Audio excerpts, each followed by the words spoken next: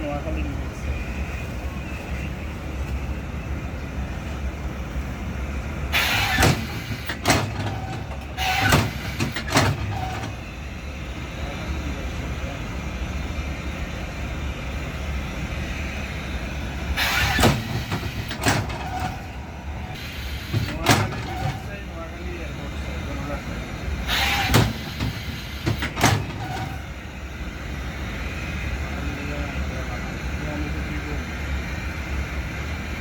আসসালামু আলাইকুম সম্মানিত দর্শক, আমাদের প্রবাসী মামুন ভাই ওনার আর্জি হলো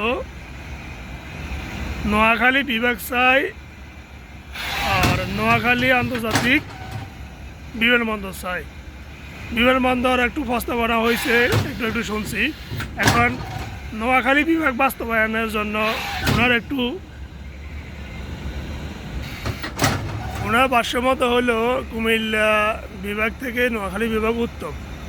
ওনার সাথে আমি কথা বলছি, উনি এই আর্জি জানাইছে। আর নোয়াখালী বিভাগ না হলে ওনার যে ভাষ্য, যেই কথা যে নোয়াখালী মানুষ সর্বত্র অবহেলিত, অপমানিত, অপদাস্ত। নোয়াখালীর কোনো গার্জিয়ান নাই যে নোয়াখালীর ব্যাপারে কোনো কথা বলার জন্য। ওনার ভাষ্য হলো এটাই। উনি অবশ্য একটু লাজুক মানুষ, তো ওই জন্য ক্যামেরার সামনে কোনো কথা বলে না। এটা হলো মেন কথা। ওনার কথাগুলো আমি বলে দিতেছি।